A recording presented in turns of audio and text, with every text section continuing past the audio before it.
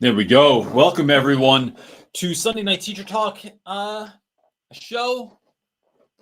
It says it all in the title. I mean, it's Sunday night and we're teachers talking. So, it took a long time to come up with that name.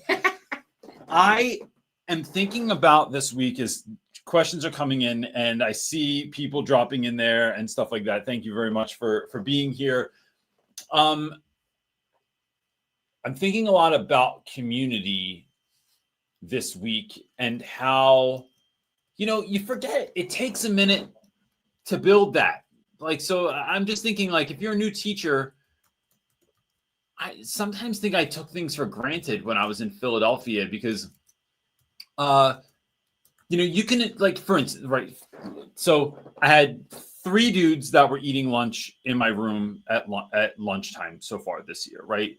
And I put the invite out, but it's also such a small school that if you pass a critical mass, you're going to end up having the majority of kids in your room. And I'm not trying to do that. And I also wanted to be chill. So what I did was I made it a space for kids for their own reasons. I won't go into need a quiet space. So I turned the main lights off on the ceiling and it's just lamps and stuff like that and Christmas lights, things like that on. And it's quiet and they can just do their own thing. Well, 2 weeks ago, I invited all the junior girls. I said, hey, y'all live in, they hang out in this room. It's extra room we have in the building. And it's kind of stark in there. Doesn't look really fun. I said, if y'all want to just eat in my room, you can. Just so these are the homies that are down there. And they finally came down on Friday. So on Halloween and joined, right? And it was really nice because we got to talk and stuff like that. And I'm just thinking some of that just takes time. You have to put out the invite, but then you have to build the connection so that kids feel safe to be a part of things like that. And I think some of the ways you build those connections are by talking to kids, but I also really think it's about doing things I've really seen a huge shift in some students this year just by me going to games, by me getting dressed up for Halloween, by me being a part of Spirit Week. And so it's the more we can do that, we don't do it and look for the outcome. I'm not getting dressed up for Halloween so people can say, oh my gosh, I love your costume. You're awesome. I wish everybody was like this. I'm not doing it for that reason. I'm doing it to just be a part of things. And I think when kids see you more and they see you being a part of things, there's something there. Now, sometimes, right? What I'm trying to do is what Eric Thomas calls putting yourself in miracle territory. So for teachers, there are certain teachers at my school that go to every single game. I mean, I feel like every time I go to a game, Mike's at a game every time I go to a game. Miss Tina's at a game every single time, right? Yeah. And I just think there's logic to that. There's logic to showing up at things, being a part of things, congratulating kids when after a game, we all as humans gravitate to the things we're the most familiar with. And so just by being familiar, I'm finding that is taking a little longer than I kind of anticipated, because I think in Philly, it was if y'all want to eat lunch in here. But what I forgot was that the older dudes were already eating in there. Then the younger guys look in and they go, oh, bet people really are eating lunch in here. And it's yeah. And then. Yeah. I think you forget that when you started YouTube and you were teaching in Philadelphia, you already had many, many years under your belt. Yeah. You were already doing the things that you put online and shared with folks. You had already been doing for years, not just in Philadelphia, but in Camden, New Jersey as well. For probably 10 years. Right. A good 10 years under your belt before you ever put content online. So it was super natural. It was already you already built those things. And now here you are going back, new school. You took a few years off and it's oh no, I have to build. This is what it's like to build from scratch. I think that's what you forgot, right? Is the building from scratch. All the things work. All the tactics, all the same beliefs, it's building relationships, it's all the things that you talk about in your book or online, they all ring true. Yep. but it's building from scratch and it's a slow go process. And I think that's what people need to recognize, because when people just look, they're new teachers and they look at what you have online, they're like, especially your order content, it's like, yes, I want that, but it's not working. It's not fast enough. It's not working. Right. Yeah. And it's like, no, it works. You just have to be consistent and do it every day and show up. And I think that that's kind of the thing that you might have forgotten. It's that consistency piece. So yeah. I don't know what you were saying, but you said something that made me think of Lost for Drive Shift. You said "we all everybody," and I was like, my head. We all everybody. Oh There's no one knows what we're talking about. No, well, if you watch Lost, you know. If you know, you know. Yeah. All right, you ready to answer some questions? Yeah. These are good ones because they go right to kind of what you're talking about. So Tristan is asking, how do you maintain your teacher armor on spirit days? I like participating, but I see cracks forming, especially on days where I can't incorporate what I usually wear. I'll tell you, I'll be honest with you. I may have said this in a video recently, Tristan. I didn't do things like as weird as I am. So look, all right, I'll say it like this. Part of it is because I'm already weird, and certain days feel like amateur day, right? It's like I didn't do Halloween because I just felt like I do this all the time. Like I'm just weird all the time. You mean when you were in Philadelphia? No, even in Camden, I never dressed up for Halloween on Camden. So that was part of it. The other part was I felt like, how can I effectively do classroom management when I'm dressed like a fool? And I wasn't good enough yet to be able to do that. And what I'm finding now is that what I should have done was, because I also had this mentality back then that I would never miss a week of school. I would never miss a day of school. I would, every day it was like bell to bell. We're just learning, we're grinding, we're growing every day. And what I didn't see was the power that comes from having fun. That when we can have these shared experiences together, it's almost like it seems like we're going backwards, but what we're doing is pulling back the bow or the slingshot and then letting it go. And when you let go, it's going further than you would have normally, it is going faster than you would have normally, because once there's connection, you don't have to convince people as much anymore, right? So as soon as you connect with young people and there's connection there, you think about this. You don't have to explain. Well, this dog's going to drive me crazy. Sitting out there. You don't have to explain as much anymore. Come on, buddy. We forgot. You're in the podcast too. There's my gym shorts, everybody. So making something fun on Halloween, which I didn't have time to make something fun this year. I dressed up, but I didn't do something fun in class this year. We watched the movie version of the book that we've been reading, which is useful because I wanted the kids to get a visual for a couple of things. But and we took vocab quiz the day before. So it's I want to really be mindful of that. Figure out a way to do fun. So it's not that you're seeing the cracks. It's the cracks don't exist because we're not doing the thing we normally do anyway.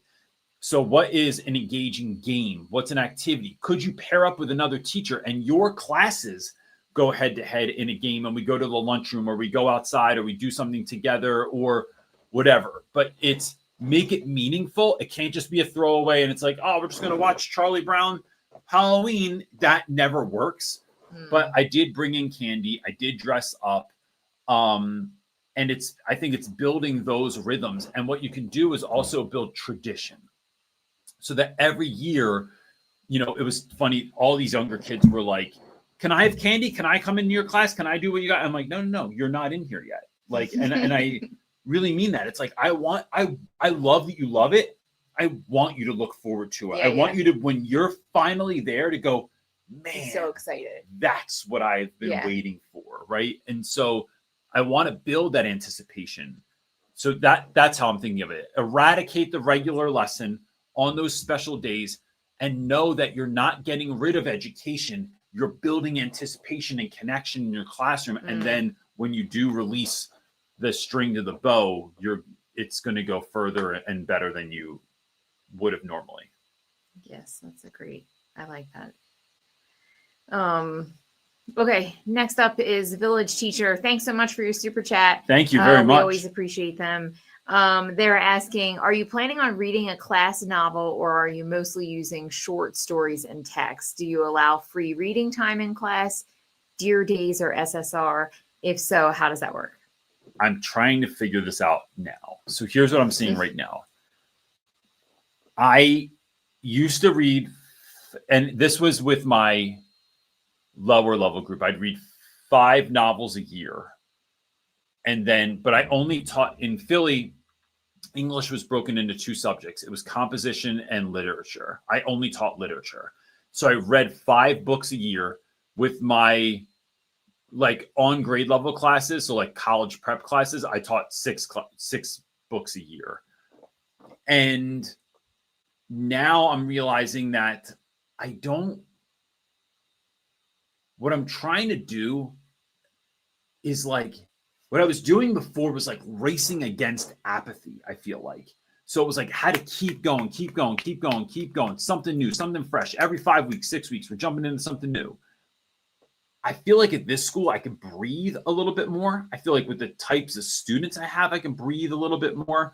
What I found is that when I give them projects, they just take longer, but most of that is because they're doing better. They're doing good work. So it's takes them longer to do that work. So I'm thinking a lot more about projects now too, because what I've really been thinking about lately is this concept of first principles. When boiled down, what it actually matters for your subject matter. What are the key components that actually matter? I'm not talking about curriculum. I'm not talking about standards. I'm not talking about what's in your textbook, what you're required to do this year, what shows up on the MAP testing or the state testing. I'm not talking about any of that. At its core, how are you helping young people grow into the person they're meant to be? How are you preparing them for the actual world? And in a world that is changing so unbelievably rapidly right now that we don't even do decades anymore, right? It's it's something crazy and new every single year. There's multiple new things coming out. How are we creating and preparing students for that world? I'm really that's today. I am so I'm not trying to, I can't even say the word, blah, blah, blah.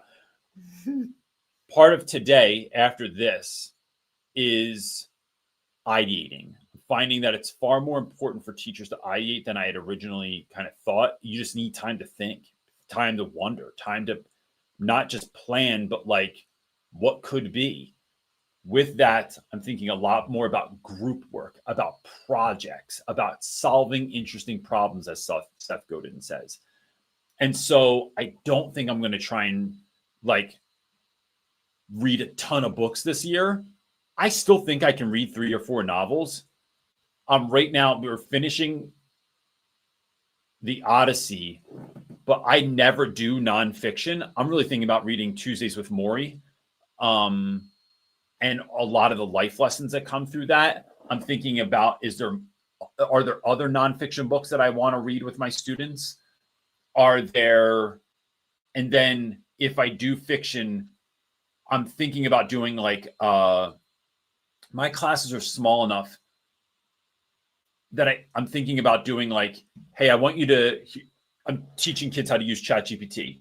Put in a bunch of information about yourself, right? So we're not talking about sensitive information here, but here's who I am, what I like, what I do, what I'm interested in. Because I have exactly 1 student that reads outside of school, besides a guy that reads comic books. I have exactly 1 student that reads books for fun. Put in a bunch of stuff about yourself and then ask ChatGPT, based on this, what young adult books or or books in general would I be interested in that I'd have there would be a high likelihood that I'd want to get into reading this book. And so that's what we're going to do. And then I think it's a trip to the local library and getting those books. Here we go with the Demogorgon light again. That's what I'm thinking about doing. And then if some kids want to pick the same book, it's like maybe we put together little reading groups and they're doing that. So I've never done that kind of stuff before. I've always had kids read with me because my students were on such a low comprehension level that I had to kind of like walk them through a lot of stuff. And this is a new experience for me this year to try and figure this out. So as I do, I'll be sure to let people know and I'll put it out on videos and stuff like that. But that's literally, I have about 5 or 6 books next to me right now that I am like Jason Reynolds' Long Way Down, Extremely Loud and Incredibly Close, a new Oppenheimer book that was sent to me, Tuesdays with Maury. I can't even read that one. Aristotle and Dante, Discover the Secrets of the Universe. It's a bunch of stuff that I'm thinking of right now. So yeah, but here, let me give you here's my advice for that, right? It's all, I'm testing and I let the students know we're going to try something. I don't know if this is going to work, right? Like I'm in new territory here, right? With new kinds of students, new kinds of interests, new kinds of abilities. So let's give it a shot, see if it works. If it doesn't work, oh well, we learned and I'll get better next year. Sorry you were here for the mishap, but like it's constantly testing. And I think that's a really great thing we can show our students is that like, I'm not afraid to fail. I'm not afraid for this to not go well. I don't take it like to heart. I'm just learning and growing as we go too. And this is what learning and growing looks like, kids. If we're only going to do what feels safe and what's a safe bet, like we're not even teaching our students anything anyway. So Village Teacher said, I love ideation. He said it's their top strength on the Clifton Strength Test. Ideation. I need to look up what the Clifton Strength Test is. All right, because I love those kinds of things. Mm-hmm.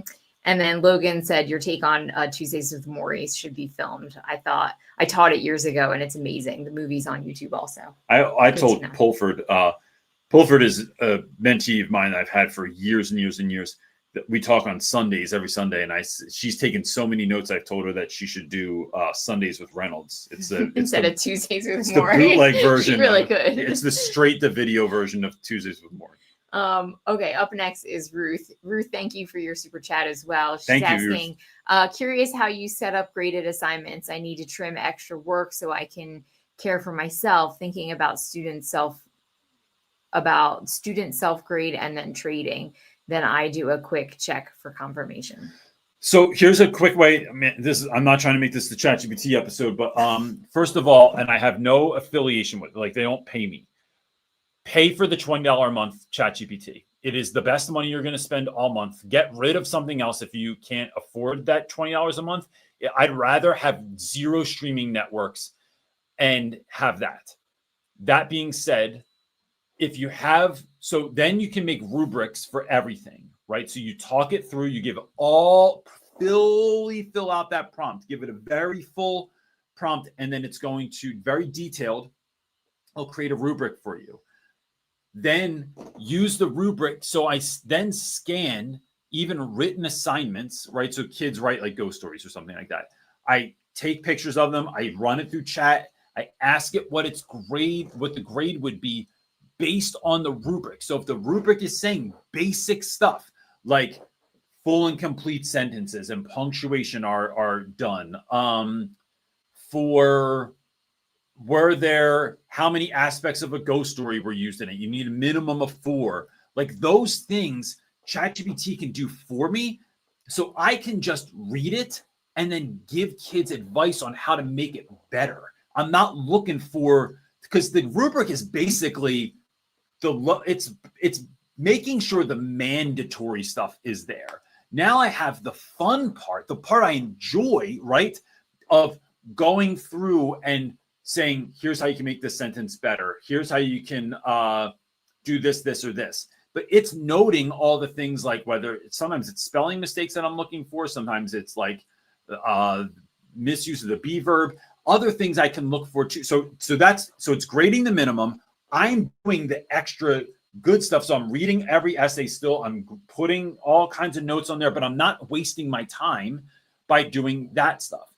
Now, when I have everyone's stuff uploaded, I can say, hey, based on these writing assignments, I'm asking ChatGPT this. What do you think I should focus on next? What are some common errors my students are using? So again, this is stuff I could do, but it's synthesizing all of this and then giving me like a number of areas in which I can focus on with my students. This is done also. Last Friday, I couldn't have my assistant because she was doing something else, grade my vocab quizzes. I just take them all to the printer, run them through the printer, right? It emails a zip copy to my computer. I upload that zip file to ChatGPT, and it's done in minutes. All of them are graded. And so then I can run a report on that too. Hey, what are common words? Like, what are words that like students didn't do well with on this vocab assignment? And then it's synthesizing that information for me too. So what we're doing there is really collecting data and getting things off my to-do list so that I can just do the deep, meaningful grading. But that I think of it as this. If I had a teaching assistant, right? Like when I have my assistant in class, and I've had assistants for years, like usually it's older kids that come back and are like my teaching assistant in a younger grade. If they were doing all that stuff for me, now I get to just go in and do like the fine trim work, right? I built the foundation. They're putting up the studs, putting up the drywall. I'm going in and doing the trim work that only I can do. I am doing the building out the fine tuning work that only I can do, that I don't want to trust to AI. That's how I get a lot of that stuff done. Someone's asking, and since we're on the ChatGPT, Yeah. I figured I'd ask it. Can ChatGPT indicate how much of a text is AI? Like No. from students? No, it might say that it can, but it cannot. There's no AI in the world that currently that can detect AI. So, but some things you can said look that for. they just use Grammarly has an AI checker. Yeah, I don't think it's real. I mean, maybe, but I don't. From my research, AI is so advanced now that that's a selling point a lot of things use. What I would look for is vocab words that kids don't normally use, M dashes, because y'all know. I look for things like if y'all use the semicolon correct, I'm skeptical. So what I have students do is you have to write things in Google Docs in the Google Doc before you submit it. So even if you're using Canvas or something like that to hand things in, because Google Docs will show you, there's like because it saves so often, it can show you the timeline it took a student to write something. So if something just went from 0 to something in no seconds, I know you copy and pasted this from somewhere. So that's my deal. And I don't tell students that, but that's how I can see. I also heard a freaking brilliant, I'm going to say, right? Brody's community college professor. Well, they use Canvas, right? Which a lot of schools use. They put in the prompt that kids typically copy and paste in or screenshot and put in the ChatGPT. They wrote in white font that so kids don't know that it's there. Yes, that at the end of the third paragraph, I want you to say a sentence like you're a cowboy, or I want you to say something. I want you to do something, right? There's something. So they don't see it, but ChatGPT picks up on that white font text that's in there somehow. So that is a way that the professor knew if kids were cheating, because they're not reading, because if they're cheating, they're not going to read through their assignment, right? Probably. And then all of a sudden, third paragraph in, there's like and then I reckon I went to the drugstore, woohoo, like whatever. There's a snake in my boot. And that's how they were catching kids. And I was like, now look, kids are going to catch on to that, but it's always staying a little bit ahead of them. I thought that was such a brilliant idea. It was so funny. Yeah, all right. Up next is our buddy John. What up, Lopez? John's asking you, what 3 important things have you learned now that you have been back in the classroom for several months? I think 1, we talked about, right? Community takes longer to build than I think it's going to build. 2, the things I did in Philly work here. So like all the funny stuff, silly stuff, the activities, like things just transferred over in a way that I didn't expect them to do. And 3, kids are really kids. I have a number of very affluent students now that I've never had that in my life. And kids going through stuff are kids going through stuff. And I'm not putting anyone on blast or saying that. I'm not even going to say that this is something I'm dealing with, but I'll draw this similarity. My suspicion was that if your dad's not around because he left your mom when you were younger and he doesn't talk to you, there is no difference between that and a father who's a workaholic and you're left at home with your mom all the time now, and you feel like your dad doesn't really care because he just works all the time. That hole in your heart is the same across the board. And that kids' stuff is their stuff. And so the end of the world in Philly might look a lot different than the end of the world here, but in your heart, in your mind, it still feels like it. And that's all that matters, is what it feels like to a young person. So, but all those connection points that I create still work. And so I don't care where a kid comes from, they still need love. Now, look, not every kid I have, and I saw this in Philly too. Not every kid I teach do I need to connect with, because not every kid needs me to connect. Some of them they already have mentors and teachers and stuff like that. And that's great. Less work for me. Awesome. But what I'm doing is looking out for kids that might need it. That's where all my heart has always been pulled forever, because I became the teacher that I wish I had when I was younger. I felt invisible when I was in 9th grade, and I wish someone had connected with me. So I'm constantly trying to connect with those folks. And so there's kids I have that I don't have. I can see it already. I'm not going to have a deep and meaningful connection with you in high school. And that's fine. I can still get down with you, still talk to you, still show up and conversate and push they you don't in need your that work. heart connection. Yeah, our own daughter is that way. She doesn't need anything crazy No. from teachers. It's she's incredibly fulfilled at home. Yeah. So you have those types of students, which is and that's not awesome. how. And yeah, she needs friend connection, and that's what we can't offer at home. So yeah. Yes. Anyway. I love it, because to me, it's kids are just kids. All kids as teenagers, whether rich or poor, feel insecure or are questioning things or figuring out things. Man. It's being a teen is hard. Yeah. All right. I think you can still speak to this. It's not a question, but Mrs. J is saying, just asking for prayers. Got horrible news about my dad yesterday, and I'm heading into this week broken. It's so hard to keep going with a heavy heart.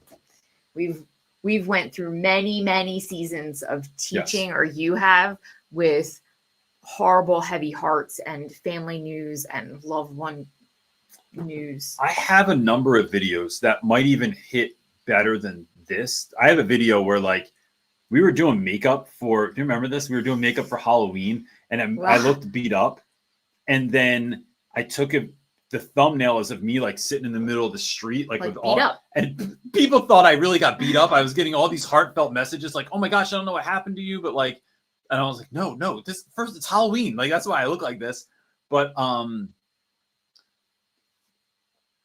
so some of those might. But that's still a great video. I think it was Teaching with a Broken Heart. Something like that, right? There's a number of them on there. Teaching while sad, teaching while secretly sad.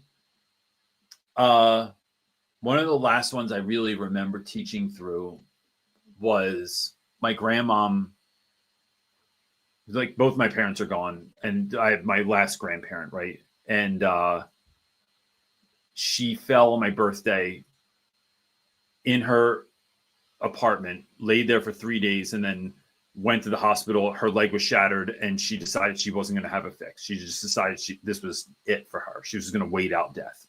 And they were like, dude, if we don't fix this, you're going to die. And she was like, that's fine. And that was such a long month and a half. And I still had to go to school every day and do all the things. And it was so hard. Trying to do Christmas. My grandmother passed. So my birthday's on November 20th. She passed on Christmas Eve. So it felt like that felt so long of a time. It was just over a month. And teaching, doing YouTube, being a dad and our kids. Yeah. And we were at doing the hospital, Thanksgiving like, and every Christmas day. and all the stuff, and then still It was being at the so hospital hard. every day. I think that one,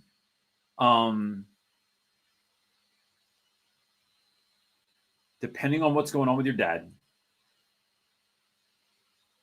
let me say it like this. Whether your dad's at the end of his time or whether there's a chance here, either way, you will never regret shirking other responsibilities to be there with your father. Yes.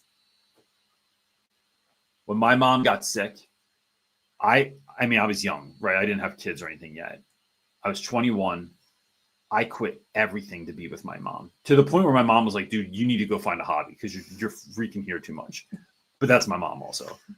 I quit the band I was in. I tried to break up with the girlfriend that I had, that didn't work out because I married her. I quit my job. I quit school. I quit everything to be there with my mom. And I have zero regret about that. Zero regret about being there as much for my mother as I did. And so, or my grandmother. Those are moments that you will not get back. And the last thing I want is regret going forward. So really thinking about that and seeing where can I trim things down, and then knowing that I can't, like, it's so funny. I think back to, like, I'm such a clown. In many ways, I'm like, I idolized Pee Wee Herman when I was younger. I was just talking to Marley about this morning. And in many ways, I've grown into the grown version of that in many regards. But I can't be that all the time. What I'm not trying to do is show up and be a fake version of myself. I show up and be the realest version of myself that I can. And the kids are going to have to understand that, like, listen, I can't do it all right now. There will be days when I can be more fun and optimistic and stuff. But there's days that, like, I just remember when I was younger, there was like days when the diagnosis was worse. There were days when chemo really, really kicked my mom's butt. And then I had to drive her home in the back of the minivan by myself with making a bed on the ground and trying not to hit potholes because it really hurt her body. Like, it just was horrible. And those days I just can't show up like that. And so show up the best way you can and give yourself the time. You don't need to be anything for anybody except present. That's it. So I'm really sorry. I will, Miss J, I don't have my phone on me. I'm going to make amends. Here, I'm going to take a screenshot. All right. That's my reminder to pray for you and your family. Okay. Our next question is from Logan. Hit it. Asking, first, thanks for your channel. I've learned so much. Thanks, man. A couple of students had an argument and I disarmed the situation with humor. A few students afterwards said they loved how I handled it. It was a total CJ moment. So, if you're funny, that works, right? I've had sometimes it doesn't go my way, but yeah, I think that's a great way to handle stuff. So good for you, man. That's awesome. Question 2 is, how do I help to change my school culture? A lot of students hate going to class. They'll want to roam the hall instead of being there. To me, so if I think about this in my own walk right now, right? Like, I'm trying to do this currently. I find that it's no different than anything else I've ever changed in my life, Logan. Like, this is the realest, real talk I could give. And it's not the sexiest answer, but it works. This is what, and I'll let you know, like keep an eye on things, right? Like, but my feeling is that this is working already. It's one, intentionality. It's not going to happen by accident. It's only going to happen because you made it happen, because you showed up and tried and did the work you were given to do.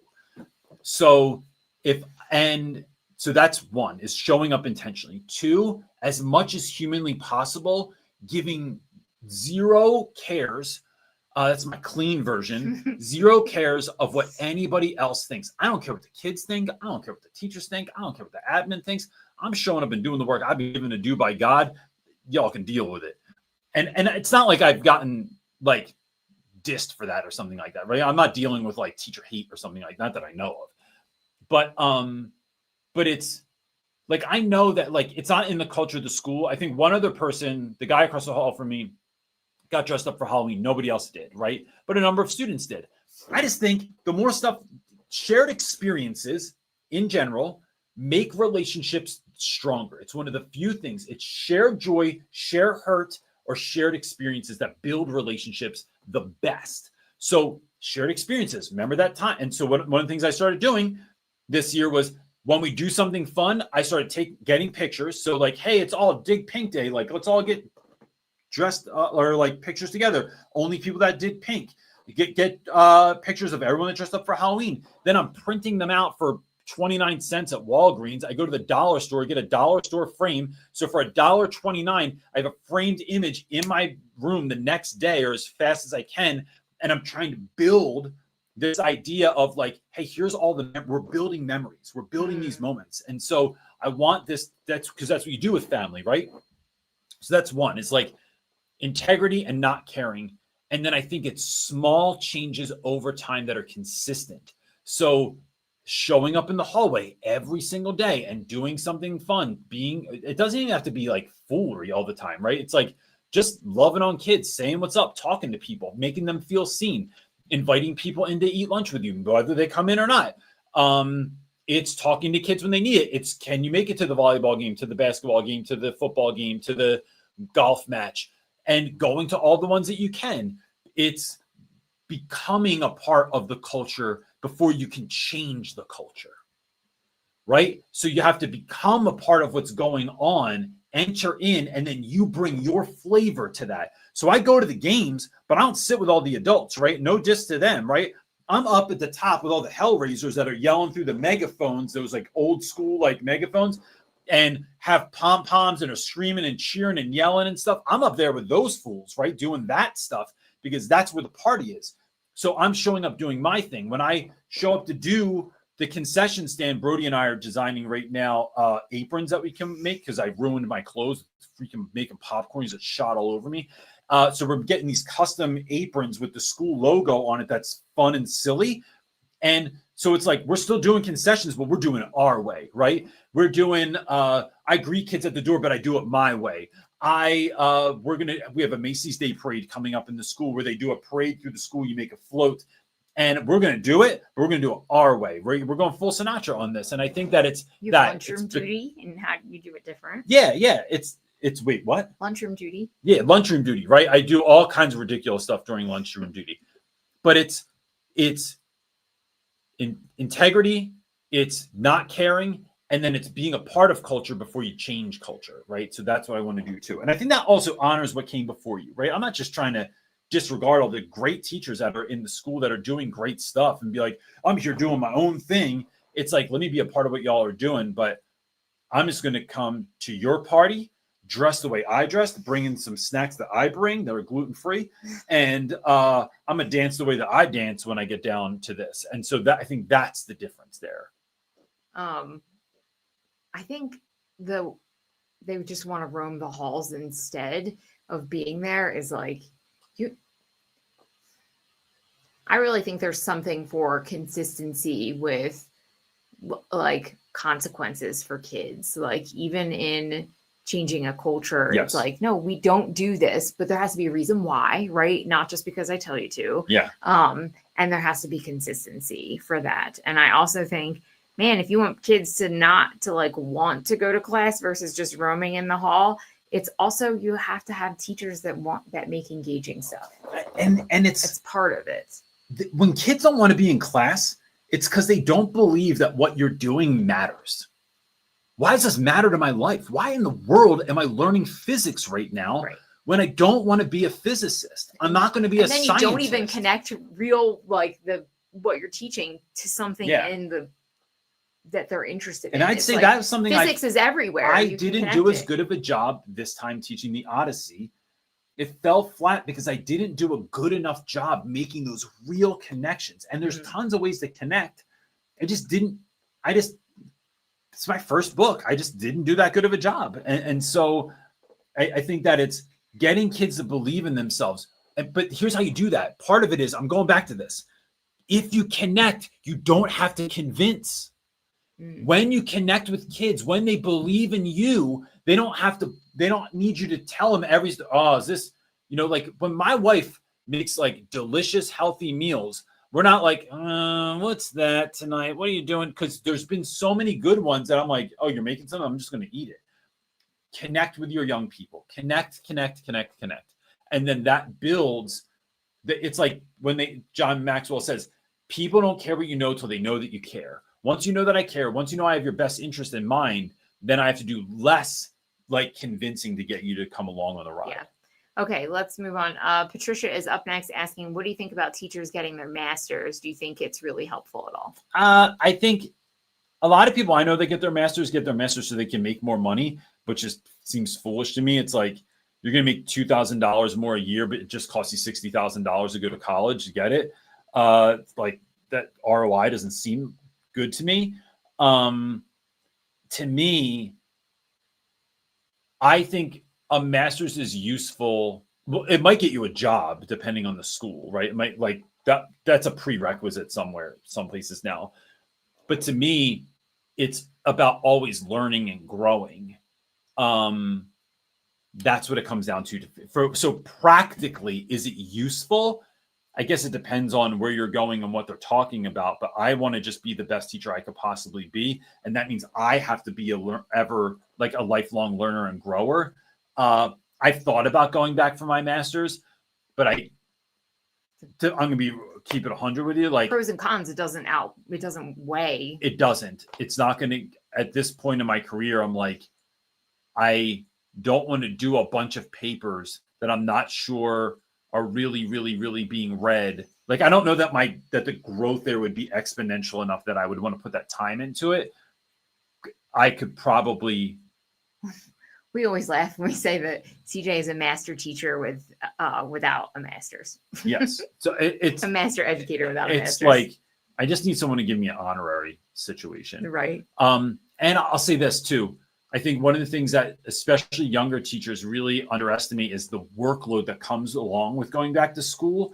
And can you do school and that workload at the same time is very, very difficult, especially if you have kids. It's not that it can't be done. I don't think we would put out YouTube content anymore if you had a master's. No, because I thought about going back to even get my doctorate. But I don't know. We can't do everything that we're currently doing and do that. And I don't feel called to do it. Yeah. I've prayed about it a lot and I don't feel called. All right. Dr. Chuck is a cool name though. I guarantee if you ever got a doctorate, you would make all of us call you Doctor. Oh, I make everybody call me Doctor. Dr. Dad. Yeah. I wanted to name Brody Dr. Reynolds because I just thought, man, we'll save tons of time and money. All right. Village Teacher is asking, have you considered getting your national board certification? No, because I don't feel like I need it right now. Let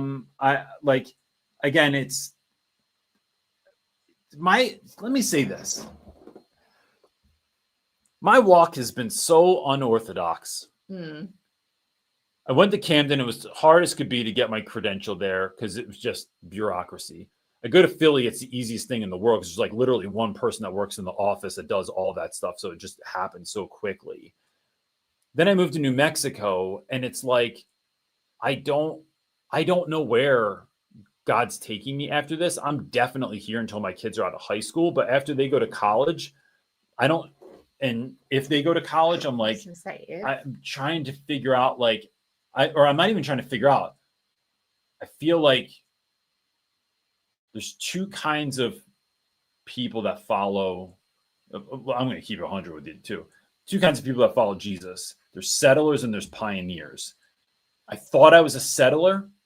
I realize now I'm a pioneer, right? So and there's those both are held equal importance in my mind. So it's not like one's better than the other, but I don't know where I'm called to next or what I'm doing next. And so I couldn't even, it's like when I hear the call, I'll know what to do to prepare, but I don't know what to do to prepare besides that. Right now we're here and doing this. Yeah. And which is something that on the regular, we'll be driving around here and we're like, dude, I can't believe we live in Oh, I Mexico. know. Like, I can't, like, this is so crazy. Like, yeah, I thought that last night when we were coming out of Hobby Lobby and I saw that sunset. I'm like, bro, we really live here. This is the craziest. I thought that when we were hanging out with parents on Halloween. Oh, on the And I'm Halloween like, party? Yeah, they were like, did you live in like the Philly area for your whole life? I'm like, yeah, like born and raised, like People always ask, our whole what are you lives, doing here? and now we live here, which is so bizarre. But that's witness where God protection. has us. That's why I'm here. No. All right, John is up next. John, thanks for your super chat as always. Thanks, man. He's asking. Pause. John, I have a call with your admin on Friday of this week, was the earliest they could do to talk about coming out and doing PD at your school. John's asking, I have a teacher friend who has a class with some students at war with each other. This teacher wants to change the culture. Where should he start? Class with some students at war with each other. So like students in one class are at war with students in another class. No, I think it's students in both class and like. Yeah, are at war with each other, like the different classes. Correct, John? No, it's kids in one class. Like your period 3 is kids at war with one another. I see. Got it. To me, that's tough.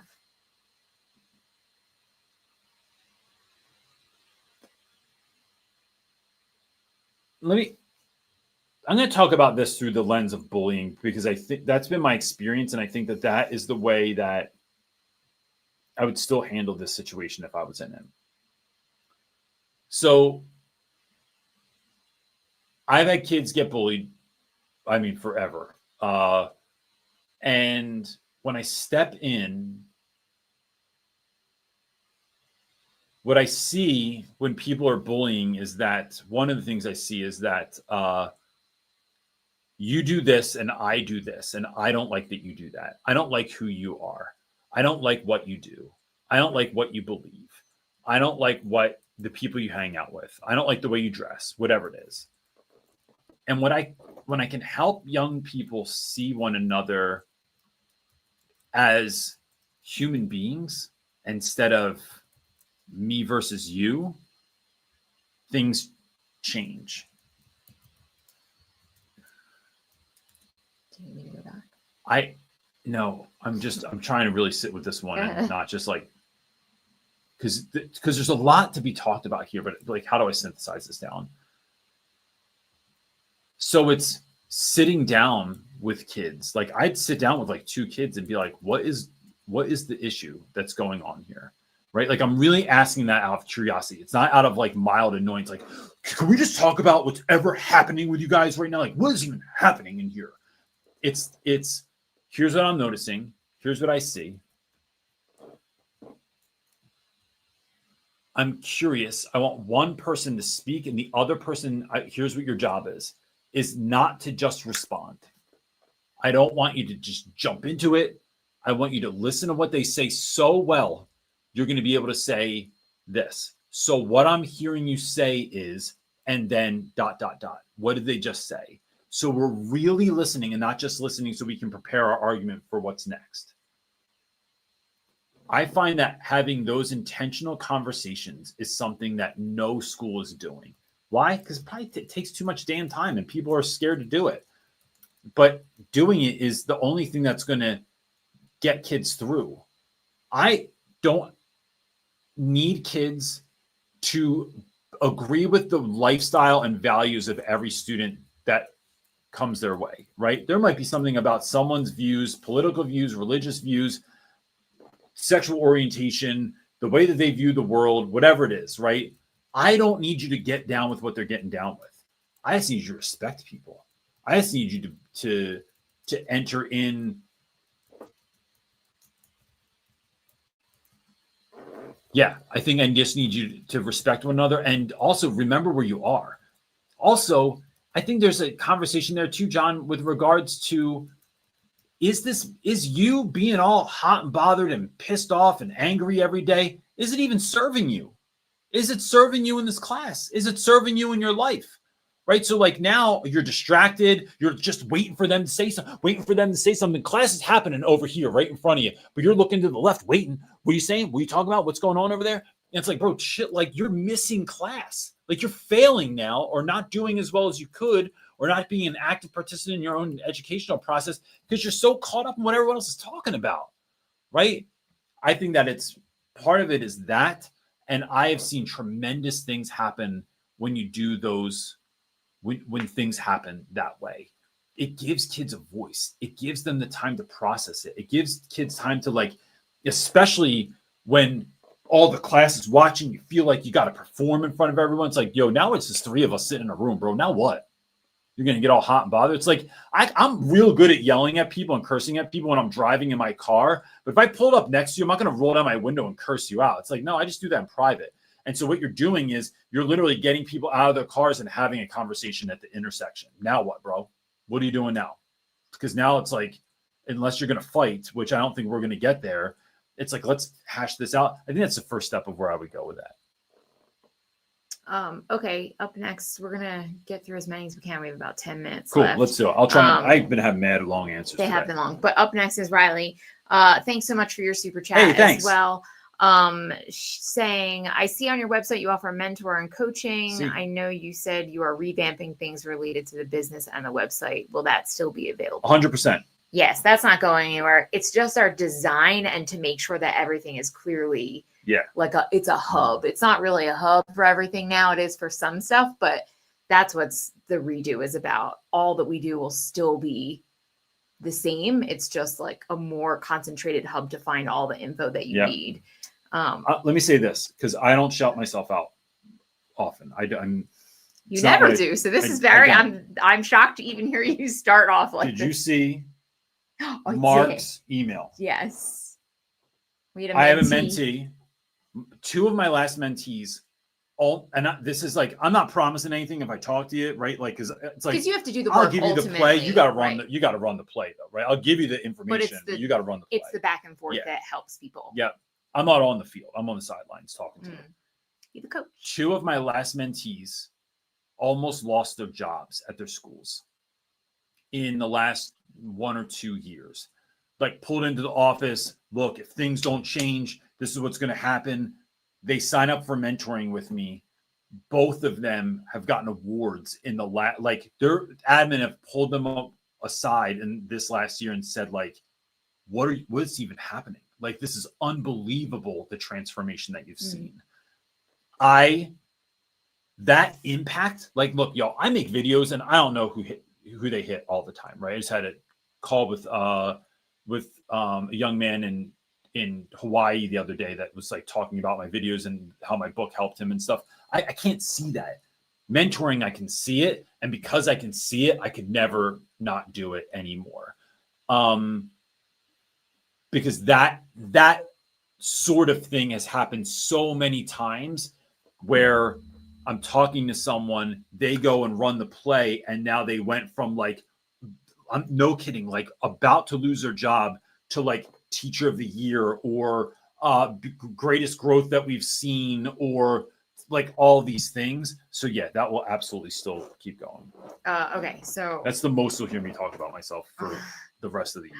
Okay, Riley's actually has a second part. Awesome. I'm a high school business teacher and use/value writing in my classes. I think your background in English and now as an entrepreneur would be extremely valuable to me as a professional. Sure. I mean, I think absolutely. I could speak to that in spades. I also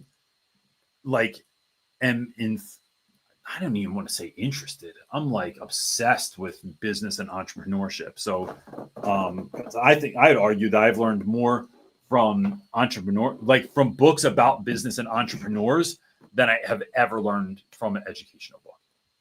Which is hilarious since you have your own educational book. But it makes all, if I thought it would sell, I would make a book about that. Like the greatest lessons I've learned through entrepreneurship and how I use them in the classroom. I think it absolutely could. I mean, we have a business and you are a teacher. I think it's a great matchup. I just think there's it's an interesting one. You could look at the creator of Polaroid or Steve Jobs or Sam Walton. And it's like, bro, there's so much to be learned here that is going to benefit not just your classroom, but your school. Mm. Like if schools were run more like businesses, man, stop me now. Okay, I'm stopping you because Taylor's up next, asking, how do you reach those kids that struggle with reading and writing with bigger tasks like DBQ or projects? Specifically, I see some difficulty with the older language of primary sources. So to me, Taylor, let me see. So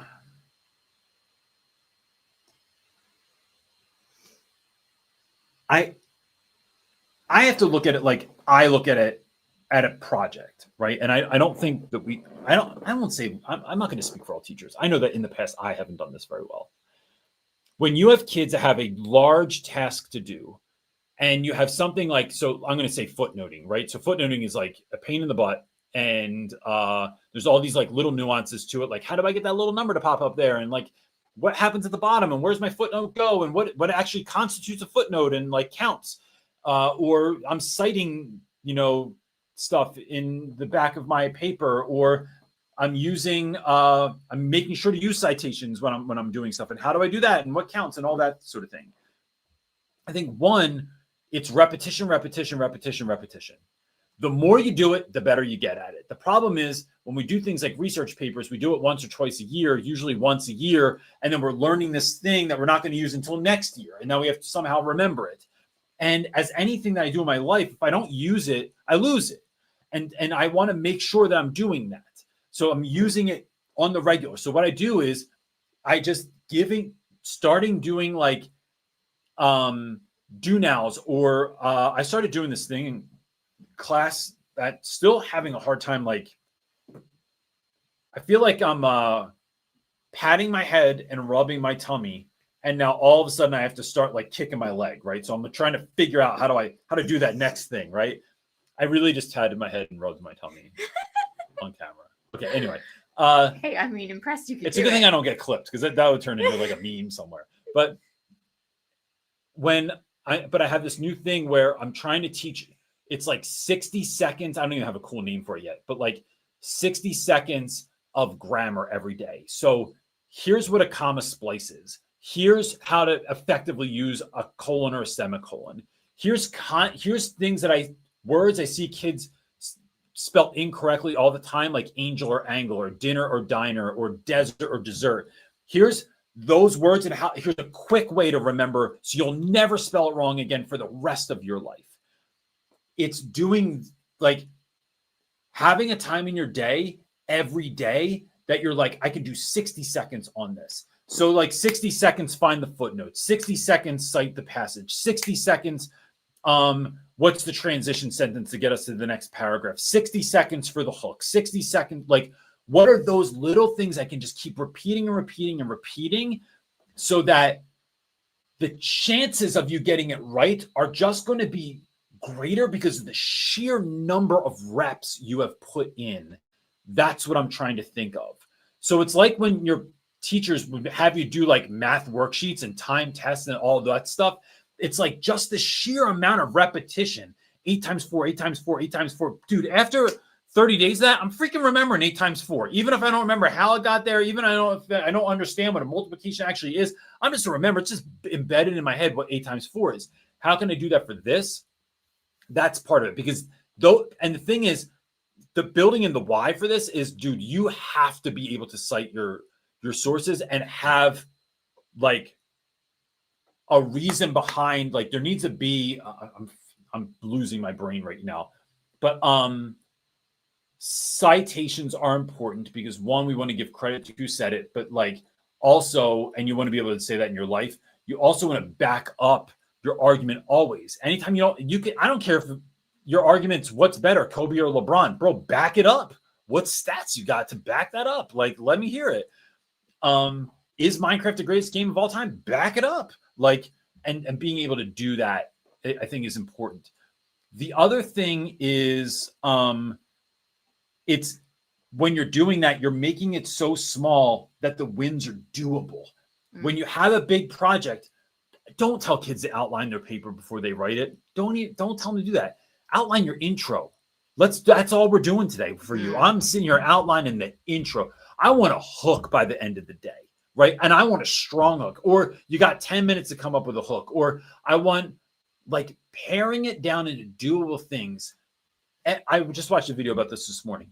Every productivity book ever, right? Including James Clear's book, Atomic Habits, which is one of the best of all time, is breaking large tasks that seem inconceivable into the smallest, most doable task. That's like, bro, anybody can do this, bro. Come up with a question, a rhetorical, a fact, something that's going to lock people in. That's all you got to do. So it's paring it down so small that it becomes something that's not overwhelming. It's becoming something that's wildly doable. Mr. James Pete popped in on the live. Yo, so James Pete, what's wanna up, say man? Hey. He Okay. dressed as Cruella DeVille on Halloween. He did? Yep. That's a fun one. Good job. He's the right kind of insane. Go ahead. Okay, we have 2 more questions and we're right at an hour, Hit but it. I would love to get through them. John is asking, what successes have you had with group work and what made it successful? So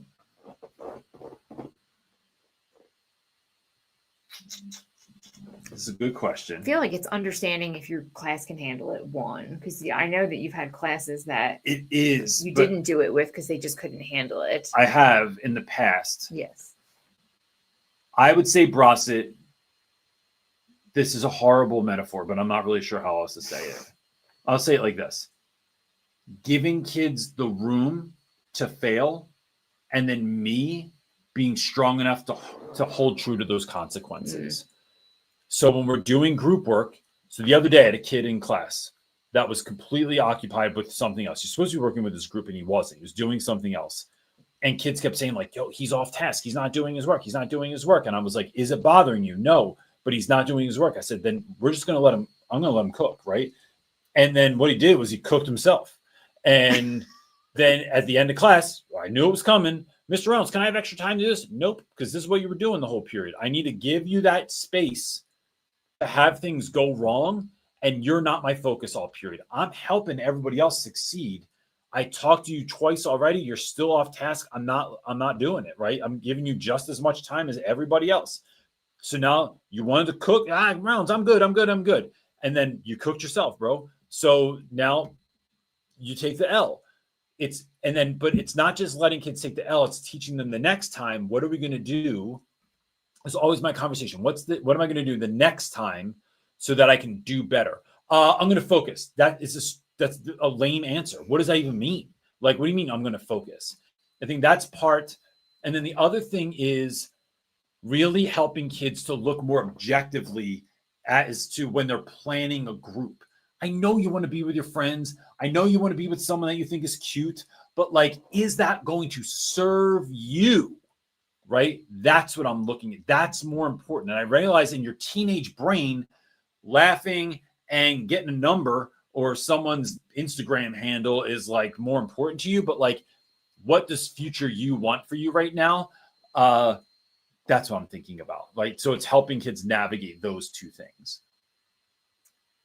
Let me ask a follow-up. Yeah. How does that work? And I kind of stopped listening for a second. Classic. I was reading.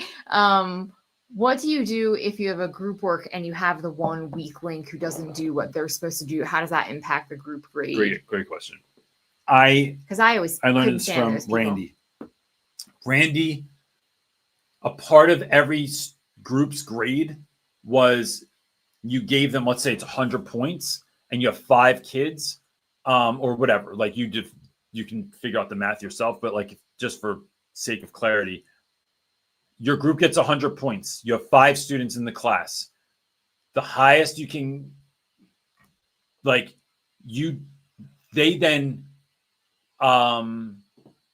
without anyone knowing, they grade each other. So are you giving everyone equal 20 points? Or are you like, yo, my man over here, like Seth didn't do anything. I never taught a Seth in my life, but Seth didn't do anything. And I'm not giving him any points. He's got 0 points. I'm going to take his 20 points. Now I have 40.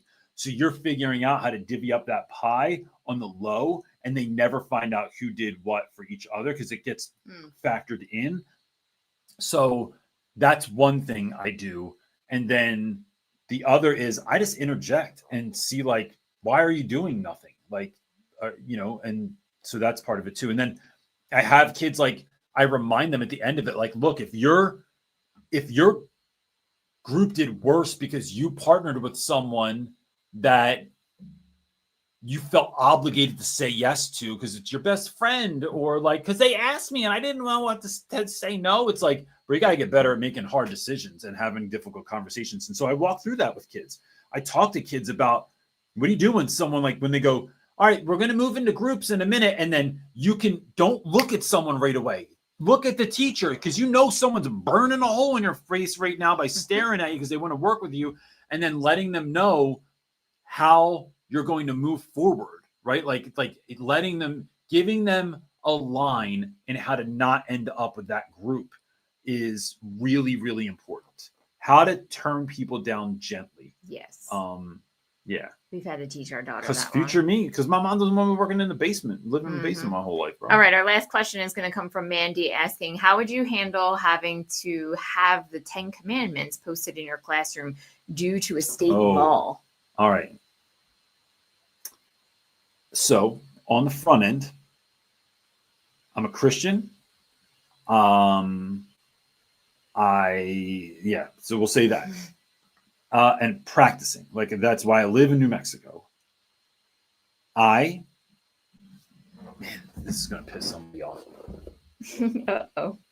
I have no interest in forcing my values or beliefs upon anyone. Why? Because I didn't see Jesus do it. I didn't see Jesus.